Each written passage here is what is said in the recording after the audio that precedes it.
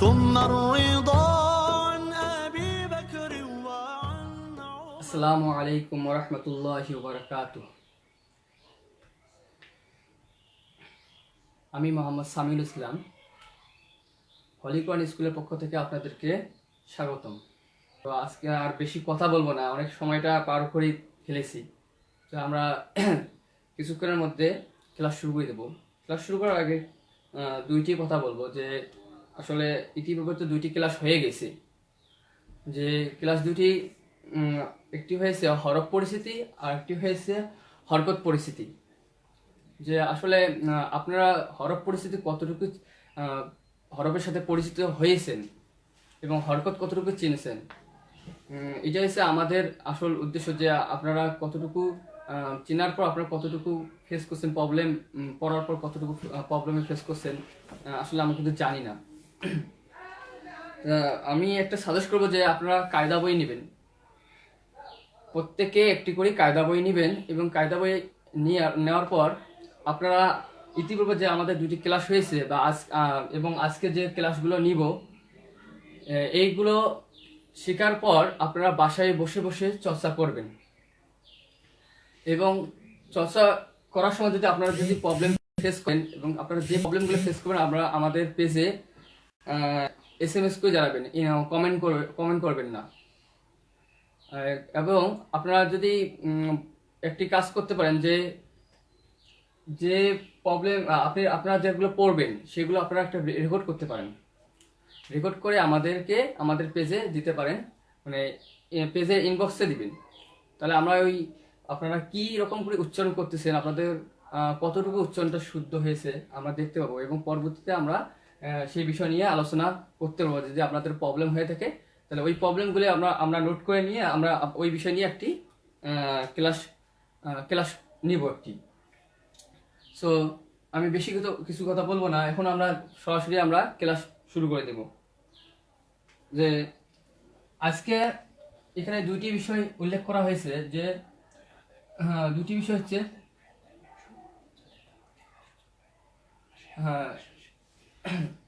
দুইটি বিষয় হচ্ছে যে একটি হচ্ছে তানবিন আর একটি হচ্ছে মোরাক্কাব।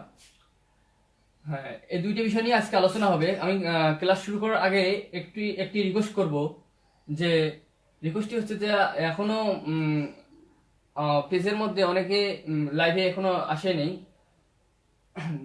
আপনারা আপনাদের গ্রুপে মানে শেয়ার করেন আমাদের এই ভিডিওটি, আপনাদের গ্রুপে আপনারা কি শেয়ার করেন, তাহলে অনেকজনে আমাদের এই ভিডিওটি দেখতে পাবে।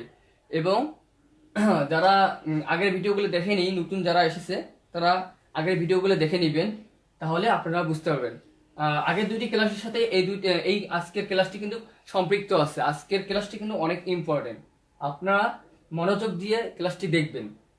আপনাদের যদি কোনো কিছু বুঝতে অসুবিধা হয় তাহলে আমাদেরকে কমেন্ট করে জানাবেন, আমরা সেই বিষয় নিয়ে আলোচনা করব।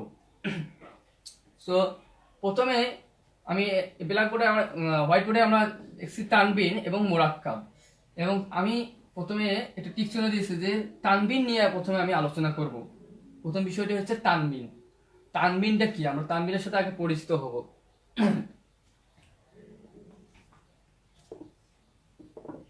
আমি প্রথমে একটি কথা বলছি যে হরকতের সাথে কিন্তু সম্পৃক্ত আছে, তানবিনের সম্পৃক্ত আছে। কিভাবে দেখেন, আমি আগে হরকতটা লিখলাম, কালকে যে ক্লাসটি হয়েছে হরকতের সেই বিষয়টি নিলাম। হরকত এক জবর এক জের এক পেশকে হরকত বলে, আমরা এটা জানি যে এক জবর এক জের এক পেশকে হরকত বলে। এবং হরকতের উচ্চারণ আমরা কিন্তু তাড়াতাড়ি পড়ছিলাম, যেমন পড়ছিলাম বা জবর বা, বা জবর বা, এটা আমরা পড়ছিলাম যে হরকতের উচ্চারণ তাড়াতাড়ি করতে হয়। বাটা সাধারণভাবে যে উচ্চারণগুলো আমাদের হরফগুলো পড়তে যে উচ্চারণগুলো আমাদের প্রথমে আসে, যেমন বা ব দিয়ে আসে, তা ত দিয়ে আসে, এগুলো দিয়ে কিন্তু আমরা উচ্চারণ করি। বা জবর বা, বাটা জবরটা আমরা বলছিলাম যে আকার, জবরটা বলছিলাম কি আমরা আকার, কিন্তু আমরা বলছিলাম জবর, তাহলে ব আকার বা, তাহলে বা জবর বা। এবং তানবিনটা তাহলে কি আমরা দেখি, তানবিনটা আসলে এর সাথে সম্পর্ক কি। আরেকটি যে জবর দেই আমরা, তাহলে কিন্তু আমাদের একটা তানবিন হয়ে যাবে। দুই জবর দুই জের দুই পেশ, এক জবর হচ্ছে হরকত আর দুই জবর হচ্ছে তানবিন। দুই জবর দুই জের দুই পেশকে তানবিন বলে। আমরা তানবিনের উচ্চারণ কিভাবে করব সেই বিষয়টি আমি সহজভাবে আপনাদেরকে বুঝাইতেছি। যে আমরা যেহেতু বা জবর এক জবর যখন ছিল হরকতের উচ্চারণ বা জবর বা, এটা আমরা জেনে গেছি বা জবর বা, এবং তানবিনের উচ্চারণটা হবে একটি আপনি যুক্ত করবেন, যুক্তটা হচ্ছে দন্তেন ন। কি যুক্ত করবেন? দন্তেন ন। তানবিন হলে আপনি যে হরকতে যে উচ্চারণটা ছিল তার সাথে আপনি যদি বাংলায় যদি দন্ত ন যুক্ত করেন, তাহলে আপনাদের তানবিনের উচ্চারণটা হয়ে যাবে। কিভাবে দেখেন, যদি আমরা বা জবর বা, অলরেডি তো আমরা হরকতে উচ্চারণ বা জবর বা পেয়েছি, আরেকটি জবরের জন্য তানবিন হয়ে গেছে তানবিন। তাহলে বা দুই জবর, বানটা হবে বা দুই জবর বান, মানে আগে ছিল বা জবর বা এবং দন্ত ন যুক্ত হওয়ার কারণে তাহলে হয়ে যাচ্ছে বান। তাহলে বা দুই জবর বান। তাহলে আমরা বুঝলাম কি, তানবিন হলে আমরা একটি দন্ত ন যুক্ত করব। তাহলে বা দুই জবর বান।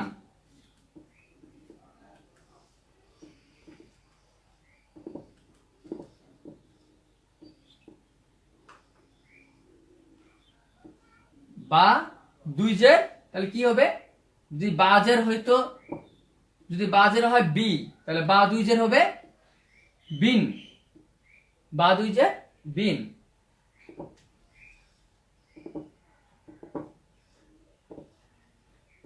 তাহলে বা দুই পেশ কি হবে? তাহলে এক পেশ থাকলে কি হইতো? বু।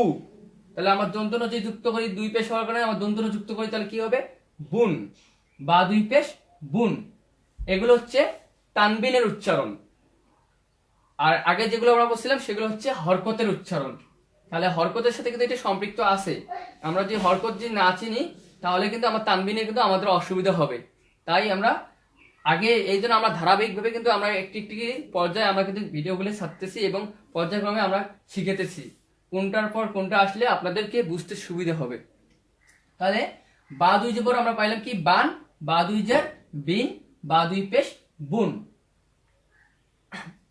তো আমি কিছু হরফ লিখে আপনাদেরকে আমি দেখাচ্ছি। আপনারা বাসায় কায়দা বই নিয়ে আপনারা এগুলো পড়ার চেষ্টা করবেন। আসলে না পড়লে আপনারা কিছু শিখতে পারবেন না, শুধু যদি দেখে যান তাহলে আপনারা কিছু কিছু শিখতে পারবেন না। আপনারা অবশ্যই কায়দা বই নিয়ে অবশ্যই যেগুলো আমরা পড়াচ্ছি ওই বিষয়গুলো নিয়ে আপনারা পড়বেন। তাহলে আপনাদের যে প্রবলেমগুলো হচ্ছে, তাহলে সেই প্রবলেমগুলো আমাদেরকে জানালে আমরা উপকৃত হব যে আপনারা আসলে পড়তেছেন। তাহলে আমরা যে ভিডিওগুলো আমরা আসলে আমাদের সার্থকতা আসবে যে আপনারা আসলে চেষ্টা করতেছেন। আমরা যে এত কষ্ট করি আপনাদের মাঝে সময় ব্যয় করতেছি, আমাদের নেট নিচ্ছি, নিয়ে আপনাদের মাঝেই কিন্তু আমরা ভালো কাজে কিন্তু উদ্যোগ নিয়ে কিন্তু আপনাদের মাঝে কিন্তু আমরা শেয়ার করতেছি। সো সবার মূল্য সবার সময় মূল্য সবারই আছে, আমাদেরও আছে। আমরা কিন্তু সময়টাকে আপনাদের পিছনে ব্যয় করতেছি ভালো কাজে, যেন আপনারা ওই ভালো কাজে উপকৃত হতে পারেন। সো বেশি বেশি করে আপনারা শেয়ার করবেন ভিডিওটি। আমি আর কিছু হরফ লেখে আমি দেখাবো তানবিনের উচ্চারণগুলা। সবকিছু দেখাবো না আজকে, কিন্তু সব হরফ লেখে দেখাবো না। আমি কিন্তু কিছু হরফ লিখবো আর বাকিটা আপনাদের কাজ থাকবে। আপনারা সবাই কিন্তু এই কাজটি কমপ্লিট করবেন, করে আমাদের কিন্তু পেজে জানাবেন।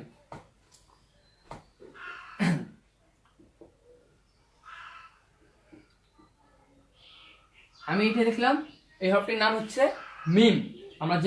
আমরা তো জানি যে এই হরফটার নাম হচ্ছে মিম। তাহলে আমরা মিম জবর পড়ছিলাম কি? মা। মা নামটা অনেক সবাই জানেন, মাকে আমরা কিন্তু মা করে ডাকি। তাহলে কি মিম জবর কি হয়? মা। এখন যদি আমরা মিম দুই জবর দেই, তাহলে হয়ে যাচ্ছে মান। তাহলে কি আমাদের কি দন্ত ন অবশ্যই যুক্ত হয়েছে। আপনারা তো উচ্চারণ শুনে বুঝতে পারছেন যে ময়কারে মা দন্ত ন মান। ঠিক আছে, তাহলে আমরা মিম জবর ছিল, এক জবর থাকলে হবে মা, আর দুই জবর থাকলে মান। এটা হচ্ছে তানবিন।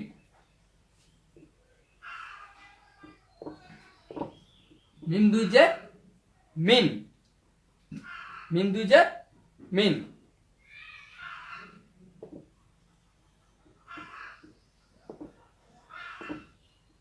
মিম দুই পেশ মুন, মিম দুই পেশ মুন। তাহলে আমরা তিনটে যে উচ্চারণ করি, মান, মিন, মুন।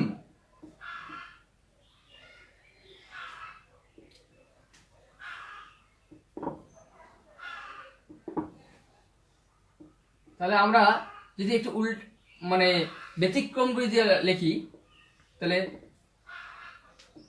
তা ত দুই পেশ, সরি, ত দুই যে তিন, ত দুই যে তিন,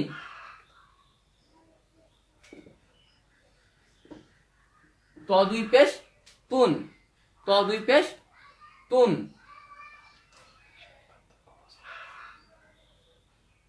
এবং ত দুই জবর তন।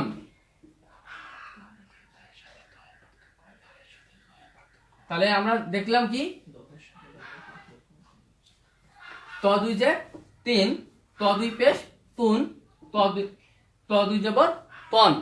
আমরা একটু ব্যতিক্রম উল্টা করে দেখলাম, আপনারাও একটু উল্টা পাল্টা করি পড়ার চেষ্টা করবেন, যেন যে আপনাদের জড়তা কোথায় আসে।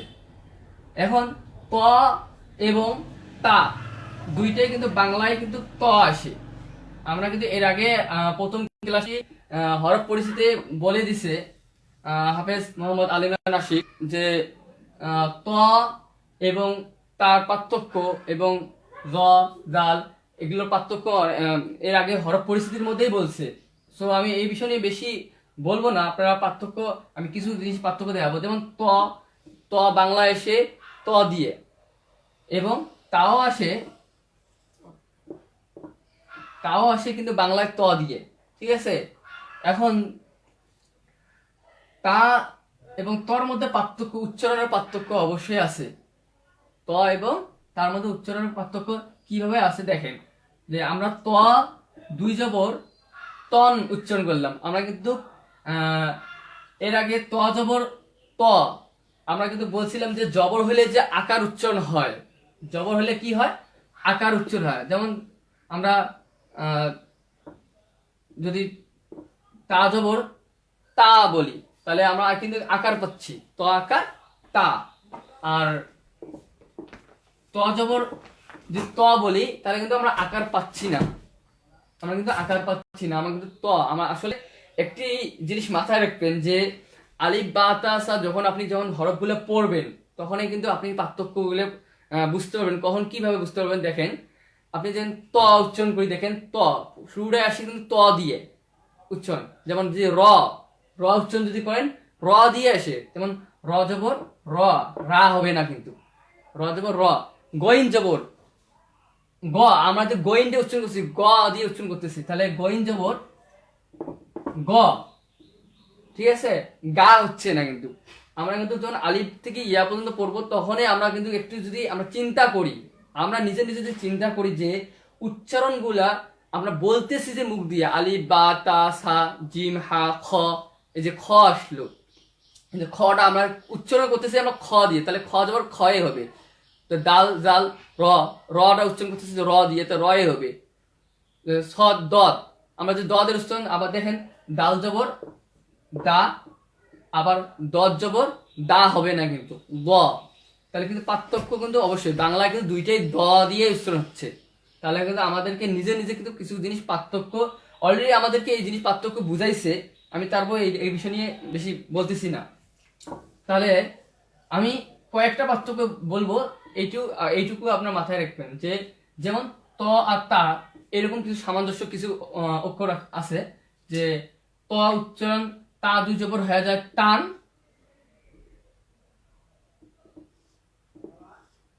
তা দুই জবর উচ্চারণ হয়ে যাচ্ছে টান, এবং ত দুই জবর উচ্চারণ হচ্ছে, আর কফ, কফ, কাপ দুই জবর কান, কাপ দুই জবর কান, আর কফ দুই জবর কন, কন। এটা উচ্চারণ হবে কাপ দুই জবর কান, এটা হবে পাতলা একদম কান, আর কফ দুই জবর কন, কি হবে উচ্চারণ? কফ দুই জবর কন। কাপ দুই জের কিন,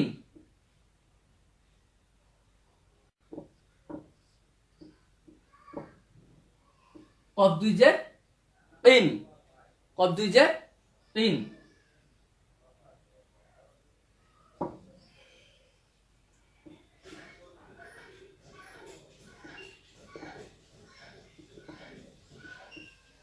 কাপ দুই পেশ কুন, কাপ দুই পেশ কুন, পাতলা হয়ে যাবে। আর কফ দুই পেশ কুন, উচ্চারণ কিন্তু পার্থক্য আছে, কফ দুই পেশ কুন, ঠিক আছে? তা আমি একটু শুরুর থেকেই কিছু হরফ লিখবো।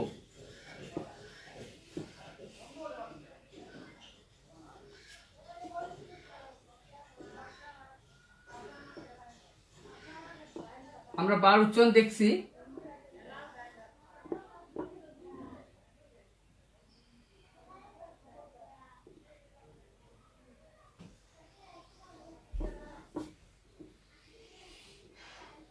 তা দুই জবর কি হচ্ছে? তান, তা দুই যে তিন, তা দুই পেশ তুন।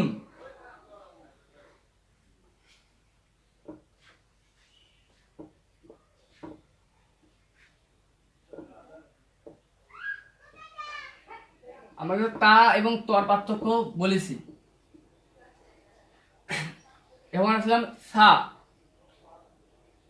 সা কিন্তু একদম নরম হবে, একদম নরম। সা, সা দুই জবর সান, সা দুই জবর সান। সাথে আমি আরেকটি লিখবো সিন, যে সা এবং সিন কিন্তু উচ্চারণ আলাদা। সিনটা হবে মোটা শক্ত, সিন দুই জবর সান, সিন দুই জবর সান, এবং সা দুই জবর সান, দুটার উচ্চারণ কিন্তু পার্থক্য আলাদা আছে।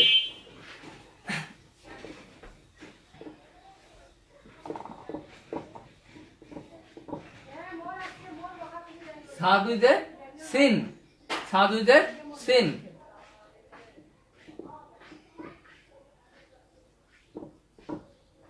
সিন দুই জের সিন, কি উচ্চারণ হচ্ছে? সিন দুই জের সিন।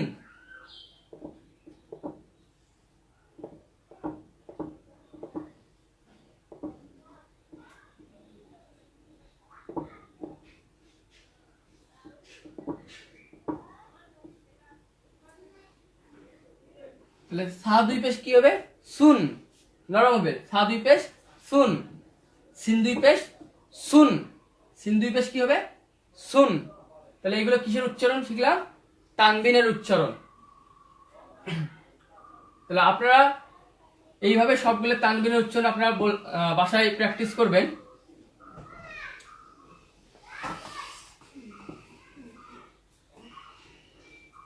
আপনারা যদি প্র্যাকটিস না করেন তাহলে কিন্তু আপনারা শিখতে পারবেন না, শুধু দেখে গেলে শিখতে পারবেন না।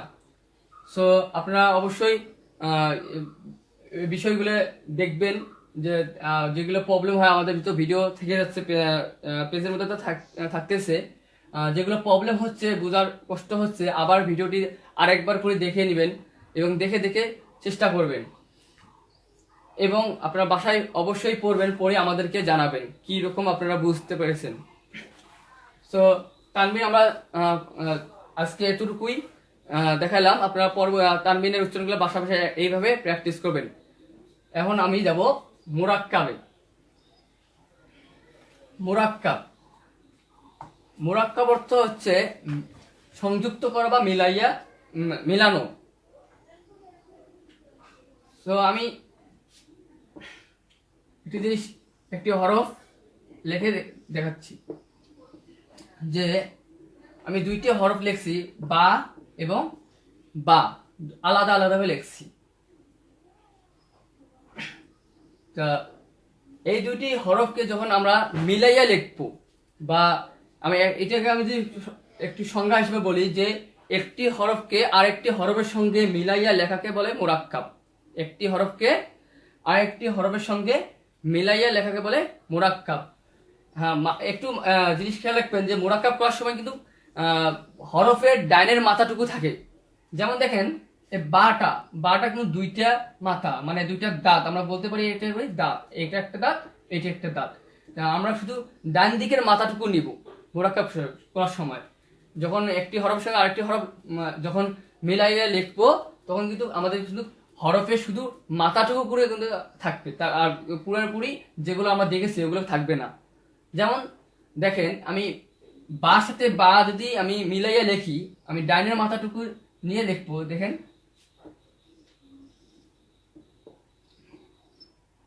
এইটুকু আমি মাথা নিছি, তাহলে আমি প্রথম মাথাটা নিছি এটা, দ্বিতীয়টা পুরোটা। তাহলে ডাইনের মুরাক্কাব করার সময় ডান দিকে হরফটার সঙ্গে দ্বিতীয় হরফটার আমি কি মিলাইয়া লিখছি, মিলাইয়ের কারণে এই একটি রূপ হয়েছে, এইরকম একটি রূপ হয়েছে। সো মুরাক্কাব করার আগে আমি আরেকটি কথা বলবো যে মুরাক্কাব সবগুলো হরফ কিন্তু মুরাক্কাব হয় না, সবগুলো হরফ মুরাক্কাব হয় না। এটা একটু আপনারা অবশ্যই মুখস্থ করে নেবেন। যেটা বলবো যে মুরাক্কাব কয়টি হরফ মুরাক্কাব হয় না, আমরা দেখবো যে কয়টি হরফ মুরাক্কাব হয় না। যে আরবি হরফ আমরা জানি 29টি, আরবি হরফ 29টা হরফ মধ্যে 7টি হরফ মুরাক্কাব হয় না। কয়টি হরফ মুরাক্কাব হয় না? 7টি হরফ মুরাক্কাব হয় না। তো আমি প্রথমে ওই 7টি আগে লিখবো, তাহলে মুরাক্কাব হয় না।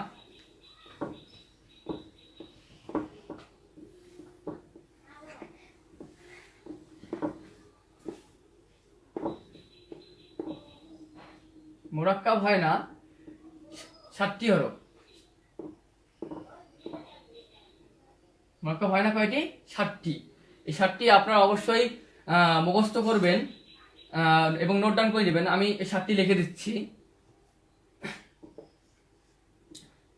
ডাল, প্রথমটি হচ্ছে ডাল,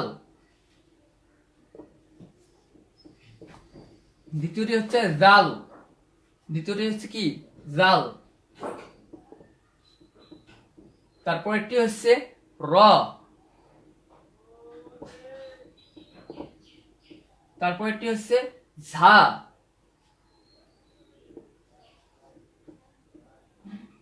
তারপরেরটি হচ্ছে ওয়াও, তারপরেরটি হচ্ছে আলিফ এবং শেষে হামজা। তাহলে কয়টি আছে এখানে? 7টি হরফ আছে। এই 7টি হরফ অবশ্যই আপনারা মুখস্থ করে নেবেন যে মুরাক্কাব এই 7টি হরফ কিন্তু সংযুক্ত হয় না, এই 7টি হরফ সংযুক্ত হয় না। তা বাদে আরবি হরফ 29টার মধ্যে আমরা যে 7টি বাদ দেই তাহলে থাকে কিন্তু 22টি হরফ কিন্তু সংযুক্ত হয়।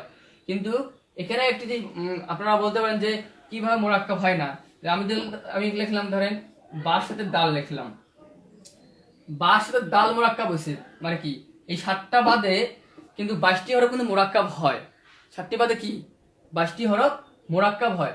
যে 22টি হরফ মুরাক্কাব হয় সেই 22টির হরফের শেষে কিন্তু এরা আসতে পারবে, এই 7টি হরফ আসতে পারবে। কিন্তু এই 7টি হরফ দিয়ে কখনো কিন্তু শুরু হবে না, মুরাক্কাব শুরু হবে না। এবং দাল দিয়ে আরেকটি হরফ কিন্তু আমাদের কিন্তু লিখতে পাবো না, আমি কিন্তু দাল কিন্তু আমার শেষে আসছে, তাহলে আমার বাটা দিয়ে আমার কিন্তু মুরাক্কাব আছে, এখানে কিন্তু বা নেই। তার মানে কি ওই 22টির দ্বারাই কিন্তু আমরা এইগুলো হরফ কিন্তু মুরাক্কাব করতে পারবো, ওই 22টির দ্বারাই কিন্তু এর মুরাক্কাব হবে। কিন্তু এদের দ্বারাই কোনো মুরাক্কাব হবে না, মানে এদের দ্বারা কখনো শুরু হবে না। যদি শুরু হয় তাহলে কিন্তু আলাদা আলাদা ভাবে আসবে। যেমন দেখেন আমি এখানে আমরা সবাই জানি আল্লাহু নামের শব্দটা আসে যে প্রথম যে আলিফটা এসেছে, প্রথমে কি এসেছে? আলিফ। এই আলিফটা কিন্তু মুরাক্কাব হয় নার মধ্যে আছে, তাই না? দেখেন শুরুতে আছে কিন্তু আলিফটা কিন্তু আলাদাভাবে আছে, একদম আলাদাভাবে আছে, কিন্তু সে কিন্তু সংযুক্ত হয় নাই। আবার দেখেন আলিফের মতন দেখা যাচ্ছে, এটা কি আমরা অনেকে কিন্তু এই ভুলটা করে থাকি যে এটা তো আলিফের মতন দেখা যাচ্ছে, এটা আলিফ মনে হয়, এই কিন্তু ভুলটা করে থাকি। কিন্তু আমরা এই আলিফটা যে মনে করতেছি আসলে কিন্তু এটা আলিফ না। আলিফ এই জন্য আপনারা এটা মুখস্থ করে নেবেন যে এই 7টি হরফ কখনো মুরাক্কাব হয় না, যদি সামনে আসে এবং আলাদাভাবে আসবে। আর এই যে আলিফের মতন দেখা যাচ্ছে, তাহলে এটা কি? তাহলে এটা হচ্ছে লাম। এটা হচ্ছে লাম। আলিফের মতন যদি দেখা যায় এরকম কোনো পড়ার সময় মাঝামাঝি আসে বা শুরুর দিকে এইভাবে আসে, তাহলে আমরা ভাববো কি এটা লাম। লামের মাথা এখানে একটু ফলো করেন, লামের মাথা এইদিকে আপনার সোজা আসি বাম দিকে যাবে। আর আলিফের যদি শেষে কখনো আলিফ আসে, তাহলে আলিফের মাথা কিন্তু শেষে এইরকম অবস্থা থাকবে, এইদিকে কোনো থাকবে না, এইদিকে কোনো থাকবে না, অতিরিক্ত থাকবে না। আর লাম দেখেন, এই যে লামটা কি হয়েছে, তাহলে এই যে লামের মাথাটুকু এইদিকে যাচ্ছে, তাহলে এইটা হচ্ছে লাম। তাহলে দ্বিতীয়টা হচ্ছে কি? দ্বিতীয়টা হচ্ছে লাম। তাহলে দ্বিতীয়টাও লাম কিভাবে? এই যে সোজা আসার পর এইদিকে চলে এসেছে লাম। আর পরেরটা আমরা হা আমরা লিখবো। এখন আমরা এগুলো পরিচিত করবো। কয়েকটি রূপ আছে হরফের, যেগুলো আমরা হরফ পড়ছি আলিফ থেকে ইয়া পর্যন্ত সাধারণত বেসিকলি আমাদের হরফ চেনার, কিন্তু কিছু কিছু হরফ আছে যেগুলো আমরা পরিবর্তন, মানে রূপটা পরিবর্তন হয়েছে, একই আছে কিন্তু রূপ কি পরিবর্তন হয়েছে, সেটাও আমরা দেখে দেব। দেখেন তার আগে আমরা মুরাক্কাবের এই বিষয়টি আগে লামটা ক্লিয়ার হয়ে নেন। বেশিরভাগই কনসেপ্ট পড়তে অনেকে এটা না বোঝার কারণে ওই এটাকে লামটাকে আলিফ বলে চালে দেয়। ঠিক আছে, তাহলে মুরাক্কাব যে বুঝতে পারলাম যে মুরাক্কাব যেগুলো হয় না সেগুলো যদি সামনে আসে আলাদাভাবে থাকবে, আর যদি মুরাক্কাব কোনো সময় হয় তাহলে শেষে আসবে। তাহলে এই 7টি আপনারা নোট ডাউন করে নেবেন। আমি মিশিয়ে দিলাম। তা আমি কয়েকটি হরফ মুরাক্কাব আমি লিখবো। দেখেন, যেমন বা সাথে যদি আলিফ মুরাক্কাব করি তাহলে কি রকম দেখায়, মানে রূপটা নেবে কি রকম রূপ হবে বা সাথে আলিফ যদি মুরাক্কাব করি।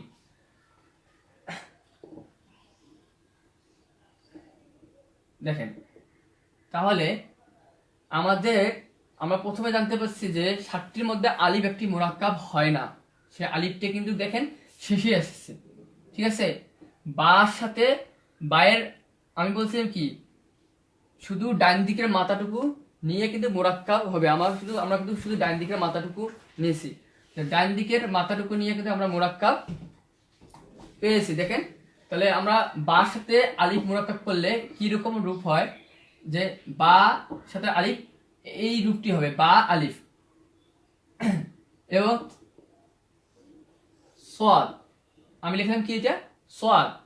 তাহলে এই জিনিসটি দেখেন যে সোয়াদের মাথাটুকু কতটুকু, সোয়াদের মাথাটুকু হচ্ছে এই যে এই চিহ্নটা থেকে সোয়াদের মাথা। তাহলে সোয়াদের মাথা, সোয়াদের সাথে যদি আমরা আলিফ যুক্ত করি, আমি কিন্তু শুধু সোয়াদের এইটুকু মাথা নিলাম, তার মানে কি এইটুকু হচ্ছে সোয়াদ। আর পরেরটা হচ্ছে আলিফ, পরেরটা হচ্ছে কি আলিফ। তাহলে এখানে আছে কি সোয়াদ আলিফ। তাহলে আমরা মুরাক্কাব কিভাবে করে আমরা বুঝতে পারছি যে ডাইনের মাথাটুকু নিয়ে পরের যে হরফটা আছে সেই মাথাটুকু যুক্ত করলে এক কথায় একটি হরফের সঙ্গে যখন আরেকটি হরফ মুরাক্কাব করব তখন ডান দিকের মাথাটুকু নিয়ে কিন্তু আমরা কিন্তু মুরাক্কাব করব। আমরা সবসময় হরফের মাথাটুকুগুলো নিব। ঠিক আছে, আমি আরেকভাবে মুরাক্কাবটা আরো বিস্তারিতভাবে যেটা দেখাবো সেটা কিন্তু হরফের সাথে সম্পৃক্ত থাকবে। যেহেতু আপনাদের হরফের পরিচিতি যাদের প্রবলেম আছে সেটা কিন্তু আপনার হরফের পরিচিতিতে কিন্তু আরো ভালো হবে যদি আগের ক্লাসটি করে থাকেন। প্রথম ক্লাসটি যারা করেছেন তারা কিন্তু যদি আগে এই ক্লাসটি করে থাকেন তাহলে আজকে আরো ক্লিয়ার হয়ে যাবেন যে আপনাদের যেটুকু প্রবলেম আছে সেটুকু আপনাদের ক্লিয়ার হয়ে যাবে। দেখেন, সেটা আমি একবারে ক্লিয়ার করে দিচ্ছি।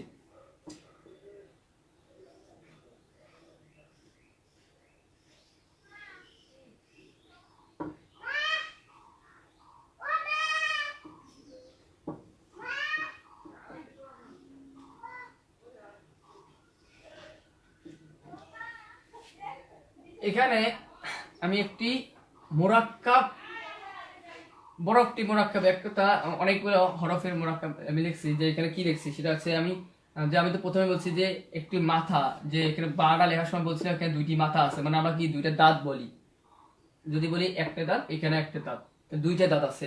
তা সেই হিসেবে আমরা যদি এখানে দেখি এখানে একটি দাঁত আছে, এখানে কয়টি দাঁত আছে? একটি দাঁত আছে। তাহলে এক দাঁত, এখানে কি, এটা একটা গোল মাথা, এখানে কি আমরা দেখলাম একটি গোল মাথা। তারপর আবার যদি দেখি 1 2 3টে দাঁত আছে, তাহলে আমরা পাচ্ছি কি ওটা 3 দাঁত। তার আমরা প্রথমে দেখি এক দাঁত গোল মাথা, তারপরে আছে কয় দাঁত?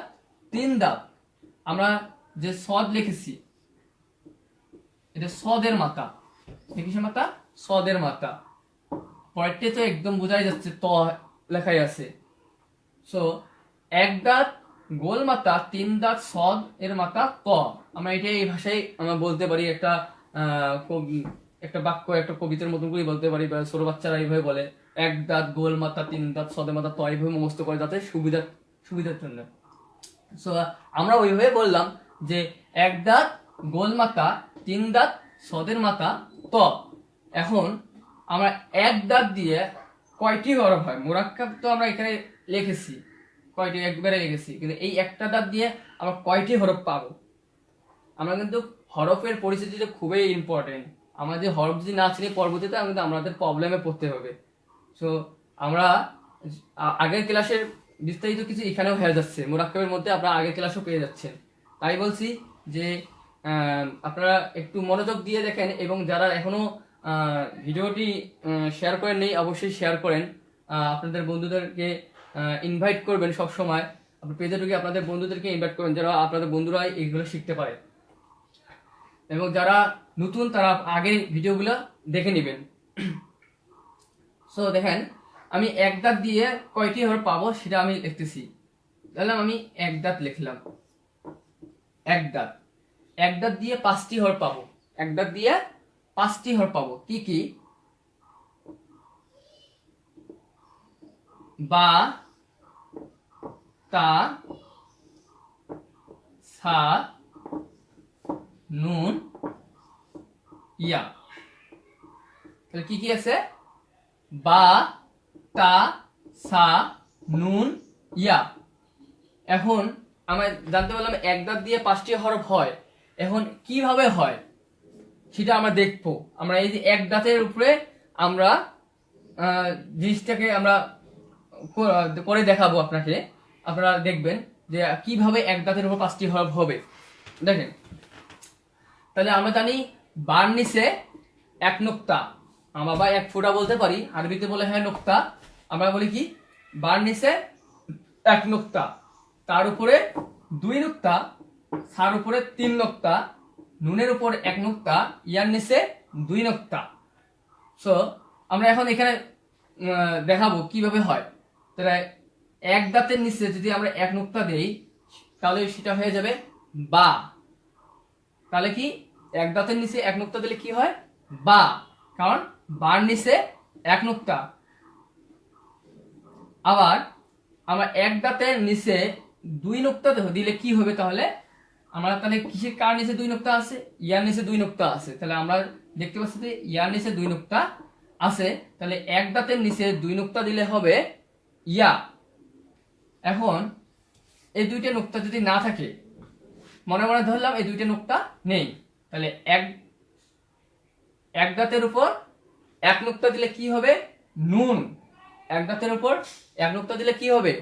নুন। এবং এক দাঁতের উপর 2 নোক্তা দিলে কি হবে? তা। কি হবে? তা। আবার যে এক দাঁতের উপর 3 নোক্তা দেই তাহলে হয়ে যাচ্ছে সা। তাহলে আমরা দেখতে পারলাম যে এক দাঁত দিয়ে আমাদের 5টি হরফ কিন্তু হয়ে যাচ্ছে। এগুলো চিনলে কিন্তু আপনাদের হরফের কোনো আর ত্রুটি থাকবে না। আপনারা যদি এগুলো ভালোভাবে বুঝতে পারেন, এগুলো যদি না বুঝেন আরেকবার দেখবেন ভিডিওটা কি বলছি, তাহলে আপনারা কয়েকবার ভিডিওটি দেখলে আপনারা কিন্তু যারা নতুন তাদের জন্য এটা আমি সাজেস্ট করবো, একবার না দেখলে আর বুঝতে না পারলে আরেকবার দেখেন, অবশ্যই বুঝতে পারবেন। যে তাহলে আমার এক দাঁত দিয়ে কয়টি হরফ পাইছি? 5টি হরফ। কি কি? বা, তা, সা, নুন, ইয়া। আমরা কিন্তু এটা আমরা দেখাইলাম। এখন আসলো গোল মাথা। আসলে গোল মাথা দিয়ে কয়টি হরফ হবে? গোল মাথা দিয়ে কয়টি হরফ হবে দেখেন, আমি একটি গোল মাথা ব্র্যাকেটে দিলাম, গোল মাথা। এখন গোল মাথা দিয়ে 2টি হরফ হবে। কি কি?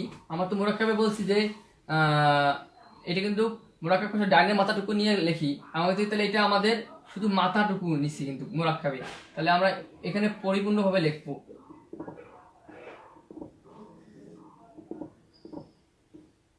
গোল মাথা দিয়ে 2টি হরফ হবে। কি কি হবে? একটি হবে ফা আর একটি হবে কফ। একটি হবে কি? ফা আর একটি হবে কফ। তাহলে আমরা যদি কখনো পড়ার সময় বা দেখি যে গোল মাথা আছে, গোল মাথার উপর যদি এক ফোঁটা যদি থাকে, আবার নুন বলবেন না, ঠিক আছে? যদি আবার এক দাঁতের উপর এক নোক্তা থাকে, ওটাকে আবার ফা বলবেন না, ঠিক আছে?